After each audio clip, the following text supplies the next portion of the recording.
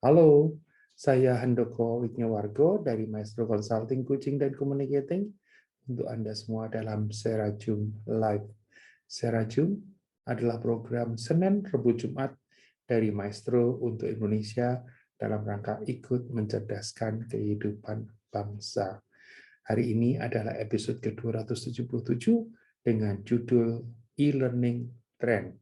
Semoga bisa memberikan manfaat tidak hanya untuk Anda yang mendengarkan langsung, melainkan orang-orang di sekitar Anda dan juga komunitas yang lebih luas, dan untuk Indonesia bahkan mudah-mudahan bisa bermanfaat untuk dunia. Baik, kita akan mulai. Sebentar, kita akan menggunakan PowerPoint. Ya, Serajum 277.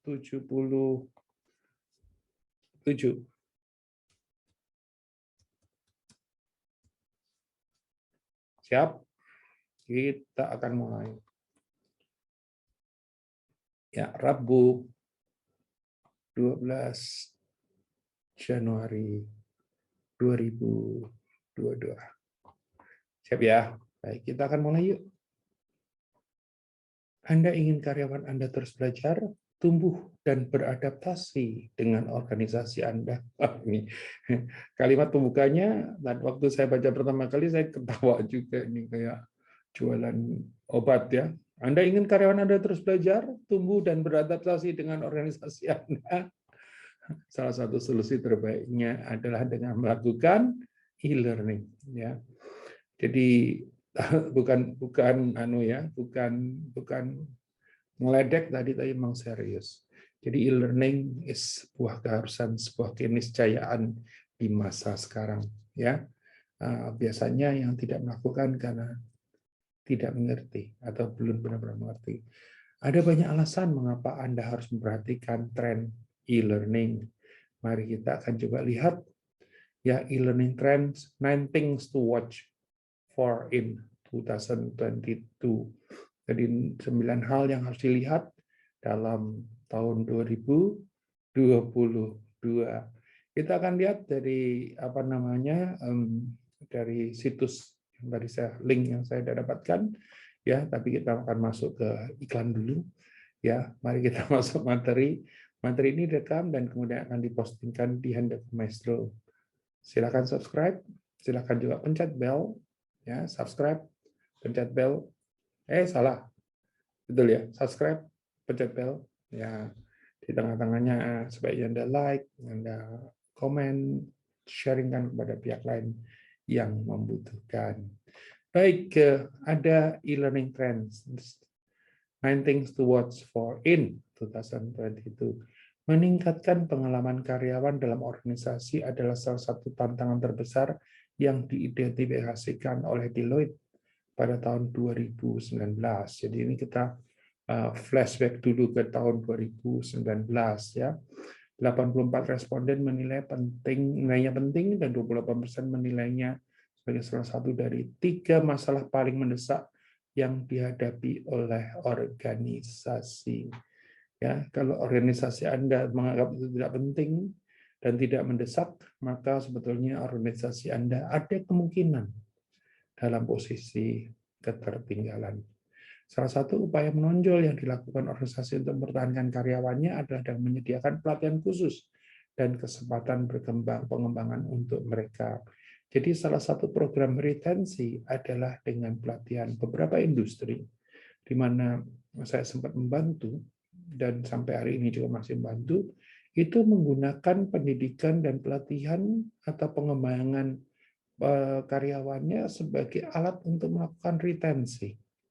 Ya, jadi karyawannya itu berasa bahwa kalau nggak di institusi ini saya nggak bisa belajar lagi atau tidak bisa berkembang lagi. Oleh karena itu Anda mesti berpikir bahwa pengembangan karyawan adalah salah satu program retensi, bukan semata-mata kontrak, bukan semata-mata kenaikan gaji atau kenaikan pangkat. Ya, oke. Apa yang tidak berhasil adalah membebani staf Anda yang sudah terlalu banyak bekerja dengan lebih banyak tugas untuk diselesaikan. Mereka tidak memiliki kapasitas mental untuk pertumbuhan. Mereka juga stres secara maksimal. sehingga mereka tidak akan menyimpan informasi baru secara efisien. Kalau diumpamakan di dalam gelas, itu gelasnya isinya udah penuh, waktu dituang lagi itu sudah nggak ada yang masuk, tapi meluber atau tumpah. Survei yang dilakukan Deloitte menunjukkan 80% organisasi berpikir karyawan mereka kewalahan dengan informasi dan aktivitas di tempat kerja. Nanti dalam minggu depan saya akan membahas tentang yang namanya communication overflow atau communication overloaded, ya. Terus bagaimana mengidentifikasikan bagaimana solusinya, karena itu yang terjadi sekarang banyak. Kurang dari 8% memiliki program untuk menangani masalah tersebut, yaitu dengan memberikan yang namanya e-learning. Tetapi sebelum Anda dapat merancang atau mengubah strategi pengembangan untuk karyawan Anda lebih baik untuk mengetahui apa yang terjadi di ruang e-learning. Apa yang terjadi? Dan ini ada 9 yang harus diwaspadai. 1, bicara soal adaptive learning. 2, bicara soal virtual reality atau augmented reality. 3, bicara soal micro learning. 4, bicara soal mobile learning. 5, bicara soal game-based learning. 6, bicara soal social learning. 7, bicara soal curated content. Dan 8, artificial intelligence and learner assistant. Dan 9, video-based learning. Dari 9 ini, sejumlah besar sudah diadaptasi di Maestro, dan kemudian kalau Anda membutuhkan, Anda bisa melakukan dengan kami bantu, atau Anda bisa melakukan kolaborasi dengan pihak kami. Baik, kita akan coba lihat detailsnya. Kalau kita bicara soal adaptive learning, adalah pembelajaran adaptif menggunakan pendekatan berbasis data untuk instruksi dan remediasi. Ya, apa yang diajarkan seorang karyawan dan pada tingkat apa menyesuaikan berdasarkan interaksi dan kinerja mereka. Ya, pembelajaran ini memberikan konten pada titik tertentu, ya, ketika karyawan membutuhkannya untuk membuat kemajuan. Jadi sudah ada di titik tertentu dikasih konten lagi agar supaya bisa terjadi kemajuan. Ya, misalnya mengikuti tes keterampilannya akan mengurutkan konten sesuai dengan kekuatan dan kelemahan karyawan sehingga dapat fokus pada apa yang paling penting, apa yang perlu dikembangkan, sehingga karyawan tadi bisa terus kemudian maju dan maju. Nomor 2, kalau tadi bicara soal adaptive learning, sekarang kita akan bicara soal virtual reality atau augmented reality. Wah, ini sudah agak-agak sedikit tidak sama dengan pembelajaran zaman dulu tentu saja. Jika virtual reality membenamkan pengguna dalam lingkungan yang sepenuhnya disimulasikan, augmented reality seperti mengalami dunia nyata dengan overlay konten, ya, yang dihasilkan komputer tambahan. Wah, ini menyangkut demikian banyak teknologi, ya. Jadi baik virtual reality maupun augmented reality ini menjadi tren kekinian dan kemudian akan menjadi yang masa yang akan datang. Ya, Anda tentu saja pernah mencoba, ya, dengan menggunakan alat khusus untuk melakukan virtual reality, ya, dan kita serasa seakan berada di dalamnya. Terus keduanya menawarkan peluang baru untuk menciptakan lingkungan bebas risiko untuk melatih karyawan secara langsung. Pembelajaran yang memungkinkan karyawan mengalami reality, ya, reality kan baik virtual maupun augmented dari berbagai perspektif di lingkungan yang diciptakan kembali, terpencil dan hipotetis. Ya, saya ingat dalam sebuah perjalanan yang saya lakukan untuk klien, ya, pergi ke Korea ke show, di salah satu acaranya kami sempat mampir ke pusatnya Samsung, ya, dan di tengah ruangan yang demikian luas ada bangku, dan kemudian di bangku itu tadi orang duduk terus kemudian bisa merasakan tadi, ya, virtual dan augmented reality. Dan yang menarik, waktu itu saya iseng sekali waktu orang tadi menggunakan alatnya dan kemudian terlibat di dalamnya, ya, saya rekam, dan orang tersebut, ya, seorang pimpinan yang juara di kantornya, di perusahaannya, itu waktu nonton videonya dia geleng-geleng kepala, itu kayak bukan saya, ya. Karena apa? Karena tadi, ya, dia masuk ke dalamnya, ya. virtual reality, augmented reality. Ya, terus kemudian masih di penjelasan tentang virtual reality dan augmented reality, ada perkembangan besar-besaran dari di bidang ini, dan dalam beberapa tahun ke depan tadi saya sudah sampaikan perangkat keras yang digunakan untuk VR dan AG akan lebih mudah, lebih murah, dan karena itu dapat diakses secara luas. Sekarang pun juga sebetulnya sudah mudah, ya, tapi tentu saja dengan yang levelnya masih level yang belum canggihnya. Oke, masih penjelasan tentang virtual reality dan augmented reality, ada juga peningkatan smartphone yang mendukung kemampuan AR dan teknologi akan menjadi lebih canggih, terutama alat-alat seperti pelacakan mata dan motion capture. Wow, ya. Ya, jadi sekarang pun juga Anda bisa kan dengan smartphone Anda, terus kemudian dengan alatnya, dan kemudian Anda bisa terlibat di dalamnya, ya, dengan keterbatasan tertentu tentu saja karena masih di level-level yang belum canggih. Yang berikutnya membahas tentang micro learning. Fitur micro learning pendek, biasanya antara 3 sampai 6 menit. Ya, pelajaran berfokus menggunakan video, kuis, permainan yang dirancang untuk memenuhi tujuan pembelajaran tertentu. Nah, memang ini yang tidak semua bisa di micro learning kan tentu saja, tapi bisa juga sebuah materi itu terus kemudian di micro learning kan dan bentuknya berupa serial, ya, karena katanya orang itu setelah ngelewatin menit tertentu konsentrasinya terpecah untuk belajar. Micro learning telah terbukti meningkatkan keterlibatan sebesar 50% dan meningkatkan retensi pengetahuan sambil memotong biaya pengembangan hingga setengahnya. Jadi ini biaya menjadi salah satu pertimbangan untuk melakukan hal-hal ini, ya. Ya, tentu saja Anda jangan berpikir bahwa tapi kan mesti mendevelop sendiri di mana ada initial investment, betul. Ya, nah initial investment kadang-kadang tidak perlu Anda lakukan juga sebetulnya. Kalau Anda tahu bahwa Anda dengan belajar seperti ini pun sebetulnya tidak perlu initial investment apa-apa, karena gadget-gadget Anda, terus kemudian Anda juga sudah berlangganan kuota tertentu yang Anda bisa pakai setiap saat, setiap waktu, gitu kan. Ya, yang paling besar adalah bukan biaya sebetulnya, tapi masalahnya adalah di willingness atau masalah kemauan. Ya, menurut ATD, ya, generasi micro learning berikutnya adalah tentang motivasi. Untuk mempelajari keterampilan baru dan menyimpan informasi, Anda memerlukan banyak motivasi berkelanjutan. Ya, baik. Nomor 4, kalau tadi sudah micro learning, nomor 4 bicara tentang mobile learning. Teknologi telah mengubah masyarakat kita dengan cara yang tidak akan pernah bisa kita bayangkan kembali pada hari itu. Jadi apapun alat pembelajaran dan pengembangan yang Anda pilih, karyawan Anda, dan tentu saja jangan mulai dengan karyawan, tapi mulai dengan diri Anda, ya, harus dapat mengaksesnya melalui smartphone mereka.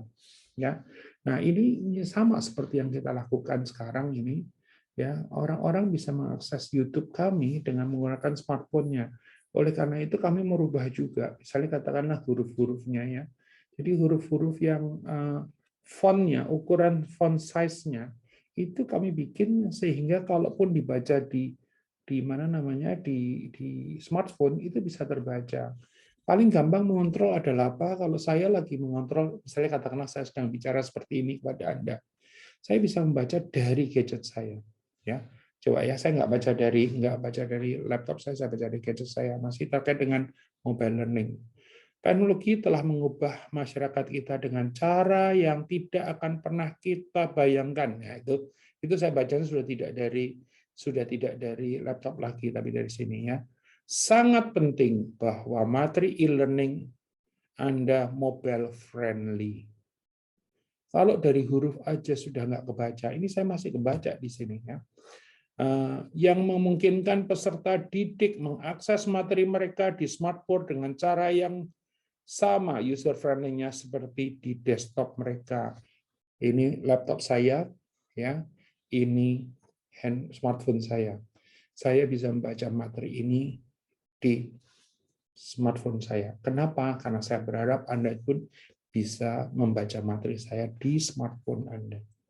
Ya, kenapa kok dibikin lebih gede? Nah, ini paling gede, segede apapun juga ini selalu menjadi pertimbangan. Kalau zaman dulu ya ada semacam apa namanya rule of thumb yang mengatakan kalau presentasi offline itu jangan kurang poinnya dari 24 ya. Tapi ini kan balik juga terkait dibesarkan di layar berapa, menggunakan kamera, dengan menggunakan proyektor berapa ansi lumens dan sebagainya ya. Tapi secara umum adalah seperti itu. Jadi mobile learning. Jadi saya berharap apa yang kita lakukan ini Anda bisa lakukan belajar. Kenapa mobile learning menjadi penting? Ya, ada yang sedang melakukan perjalanan macet, daripada diam saja mendengarkan materi ini. Ya, ada yang hadir di sini misalnya sedang pulang dari tempat prakteknya mau pulang ke rumah di mobil ya mendengarkan materi ini ya. Bahkan kita upayakan agar supaya tidak benar-benar tergantung pada gambarnya sehingga orang bisa tidak harus nonton tapi bisa cukup mendengar tapi bisa paham. Nah, itu yang tidak terlalu mudah tapi kita tetap upayakan untuk melakukan itu. Masih pembahasan di mobile learning kali ini membuat belajar keterampilan baru menjadi lebih mudah ya. Jadi tersedia setiap saat, sama seperti kalau kita bicara soal smartphone, begitu melek yang pertama kali dipegang adalah smartphone. Ini juga menetapkan panggung untuk menerapkan micro learning ketika karyawan Anda tidak terikat pada meja mereka selama jam kerja yang ditata untuk mempelajari keterampilan baru. Kami sudah mempraktekkan di dalam satu grup perusahaan yang karyawannya 900-an, ya, dan memang tantangan yang paling utamanya adalah bukan teknis, melainkan yang sifatnya lebih psikologis ya, willingness to learn ya, terus willingness to spend time ya, terus ya semua terkait dengan willingness. Terus kemudian pada saat awal-awal kami kasih insentif, terus kemudian akhirnya motivasinya bukan belajar tetapi motivasinya di insentifnya. Jadi hal seperti ini yang dalam perjalanannya mesti harus dirapikan dari waktu ke waktu. Oke, kita akan lihat pendapat nomor 5. Oh, tadi sudah 1 2 3 4 ya. Nomor 5 adalah game based learning. Ya, pendapatan game based learning diperkirakan melonjak dari 7,3 M sampai 2,6 di seluruh dunia dari 2,6 di tahun 2016. Dalam 6 tahun ini perkembangannya dengan sangat pesat sekali. Mulai dari game yang dikembangkan sepenuhnya hingga pembelajaran game full yang berharap dapat meningkatkan keterlibatan dan meningkatkan pembelajaran. Di era di mana sebelum pandemi kami menggunakan game based learning juga, tidak dengan teknologi, tidak dengan ini, tapi justru menggunakan fisik sebagai bentuk lain daripada aktivitas bersama. Ya, nah saat ini kami sedang mendevelop permainan-permainan tadi menjadi permainan-permainan digital agar supaya bisa dikembangkan lebih lanjut. Menurut Growth Engineering, di masa depan gamification akan menjadi alat manajemen strategis daripada satu set fitur desain game full dan solusi yang dengan teknologi.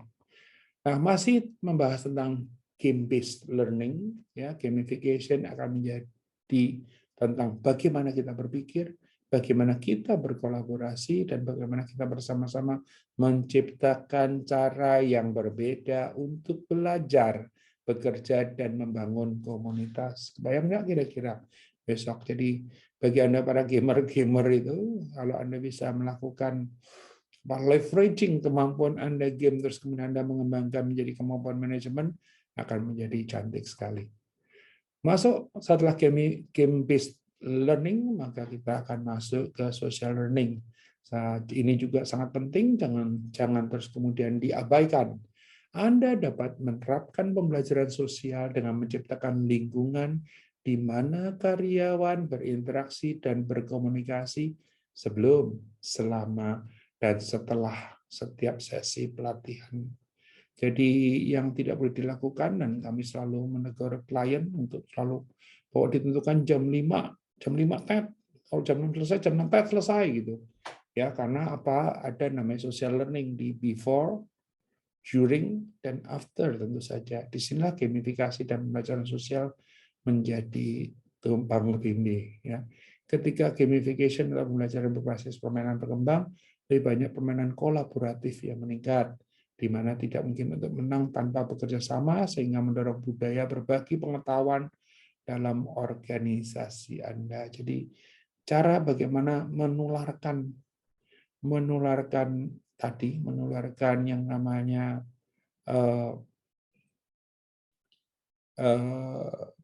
budaya untuk bisa melakukan kerjasama dan sebagainya, itu bisa dengan menggunakan tadi games dan social learning. Ya, masih di pembahasan tentang social learning, pembelajaran sosial diperkirakan membentuk sehingga 70% dari pembelajaran dalam organisasi. Belajar melalui refleksi diri, bukan refleksi pijat refleksi ya, atau dari rekan sekerja, supervisor, dan mentor, semuanya merupakan bagian dari strategi pengembangan yang menyeluruh. Teman-teman semua masih di social learning, pembelajaran sosial menjembatani kesenjangan antara pengetahuan dan perubahan perilaku. Seperti kita tahu, ya, antara knowing dan doing itu ada yang namanya gap, sehingga orang menyebutnya sebagai knowing doing gap, ya. Dan pembelajaran sosial bisa menjadi jembatan. Ini adalah kunci jika Anda ingin menciptakan budaya pembelajaran sosial dalam organisasi Anda. Kalau tadi sudah 1-6, kita akan masuk ke 3 terakhir yang bicara tentang curated content dan 2 yang lain. Konten yang dikurasi telah ada untuk sementara waktu, tapi di e-learning beralih dari membuat satu kursus e-learning yang dipesan lebih dahulu ke pengalaman belajar yang dikuratori di dalam dan di luar kantor. Kami juga melakukan yang namanya personal coaching, ya, di mana peserta personal coaching ini kami kirimin yang konten-konten yang sudah dikurasi, ya, agar supaya mereka melakukan pembelajaran. Menurut Deloitte, sistem pembelajaran terbaik dapat dengan mudah mengintegrasikan semua jenis konten digital dan memungkinkan pelajar serta manajer bisnis untuk menambahkan dan menyerahkan konten-konten baru. Nah, nomor 8, Artificial Intelligence dan Learner Assistance. AI ya, memiliki potensi untuk bekerja seperti pembelajaran adaptif, tapi dengan cara yang jauh lebih canggih dan lebih bernuansa. Kemungkinan untuk alat bantu pengajaran tidak terbatas dengan memberikan setiap siswa mentor pribadi yang disimulasikan komputer. Oke, masih membahas tentang AI. Mentor AI juga dapat berfungsi sebagai asisten penjadwalan, dapat mengatur simulasi imersif, interaktif, dan membentuk kemitraan manusia versus robot. Oke, makin lama makin serem ya, karena apa? Makin jauh dari yang sudah biasa kita lakukan. Dan nomor 9, the last but not least, adalah bicara soal video-based learning. Ya, pembelajaran virtual kini dirasakan sangat kuat. Kombinasi suara dan konten visual memudahkan orang untuk mempertahankan informasi yang diajarkan. Karyawan dapat memundurkan atau menjeda video, dan mereka tidak perlu melewatkan bagian manapun dari pelajaran. Teman-teman semua, dari 9 sebetulnya yang kami sudah siapkan lengkap sekali untuk Anda adalah video-based learning. Ya, selebihnya sudah ada, tetapi kami tidak memunculkan sebagai sebuah materi umum, tapi yang video-based learning Anda gampang sekali. Pengen belajar apa saja tinggal masuk ke Handoko Maestro. Di Handoko Maestro Anda tinggal cari materi apa yang Anda suka. Kalaupun Anda nonton, aduh kepanjangan nih 30 menit, punya waktu 10 menit, berhentilah di 10 menit. Nanti mulailah di menit ke-10 setelah Anda sempat lagi. Ya, ini keunggulan daripada video based learning. Anda merasakan, wah ini bagus banget nih, gitu kan. Wah ini bagus banget, ya.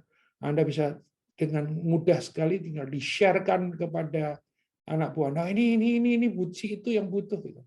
As simple as that, ya. Ya, benar-benar gampang sekali. Masalahnya adalah cuma membiasakan itu. Ya. Sharingkan kepada lain, lihat dari YouTube, terus kemudian sharingkan kepada lain. Tolong pelajari ya, besok kita diskusikan. Selesai. Besok pagi didiskusikan materi yang Anda pelajari dan materi yang Anda tugasi itu tadi bisa belajar bersama dan kemudian bisa menjadi bahan diskusi. Coba Sudah dilakukan belum? Sudah dilakukan belum? Ya, masuk gampang sekali ke Handoko Maestro, cari materinya. Anda nggak suka ganti, Anda nggak suka ganti, Anda nggak suka, Anda suka sebenarnya melihat ada orang lain yang butuhkan, Anda sharekan kepada orang lain yang butuhkan. Bisa jadi alat untuk pembelajaran, bisa jadi alat untuk coaching, bisa jadi alat untuk apa saja. Ya, that's video based learning. Menurut e-learning industry, platform video interaktif mempunyai masa depan, udah pasti dong ya. Meskipun menjaga konsentrasi pada tingkat kelibatan saat menonton kelas online dirasakan sulit. Ya. Kami mendapatkan masukan bahwa video kami katanya kepanjangan gitu. Sebetulnya tidak terlalu panjang karena video kami itu dari tadinya 40 menit berubah menjadi 30 menit. Dan 30 menit itu kan bisa dipecah-pecah. Kalau dianggap bahwa kami hanya tahan 6 menit, ya kalau itu 6 menit kali 5, kan 30 menit juga. Ya, nggak perlu selesai sekali. Ya, jadi menjadi masalah adalah kalau dijadikan masalah. Kalau nggak dijadikan masalah, nggak ada masalah. Jadi 30 menit itu harusnya cukup memadai, cukup untuk memberikan pengetahuan atau menjadi trigger atau menjadi pemicu untuk pertumbuhan daripada pengembangan lebih lanjut daripada pengetahuan tadi. Ya, masih di dalam video based learning dikatakan perkembangan teknologi AI dan AR akan membawa interaksi tatap muka ke pengalaman belajar online dalam waktu yang dekat. Ya, nanti tiba-tiba saya bisa muncul di tempat Anda gitu ya. Dan memudahkan belajar untuk tetap terlibat dan mendapatkan hasil maksimal dari sesi mereka. Jadi saya bisa mengajar di depan Anda seperti seakan-akan saya ada. Sekarang pun dengan semua teknologi yang sudah disediakan katakanlah oleh Zoom saat ini, kan kita enak nih. Anda belajar, Anda bisa berinteraksi langsung dengan saya sama seperti kalau misalnya katakanlah kita di depan kelas ya. Kami sedang membangun sebuah studio namanya The Green Studio, The Maestro Green Studio, di mana di Maestro Green Studio itu kita bisa saya mau berdiri, mau duduk, mau sambil lompat-lompat segala macam bisa mengajar untuk Anda ya. Sampai hari ini memang kami masih fokus dengan yang disebut dengan talking head. Ini talking head ya. Talking head system tapi dengan sudah dikombinasikan dengan ini. Jadi saya bicara, Anda lihat materinya, saya bisa mengekspresikan, saya bisa memberikan penekanan di mana, sehingga dengan demikian seharusnya menjadi sebuah pembelajaran yang lebih menarik dibanding kalau Anda seperti awal-awal kami membuat itu hanya dengan PowerPoint biasa, yang kemudian dengan PowerPoint biasa tadi menjadikan saya cuma kedengaran suaranya, sementara yang di layar yang ada cuma gambarnya. Sekarang Anda bisa melihat saya, Anda bisa melihat materi PowerPoint-nya. Masih lanjut, ya teman-teman semua. Oleh karena itu, sekali lagi saya anjurkan, jangan lupa subscribe-lah kanal YouTube Edukasi Handoko Maestro. Di sana ada ratusan materi yang kalau Anda tidak suka atau Anda nggak cocok, cukup ditinggal dan kemudian at no charge, gratis, ya subscribe saja, ya silahkan.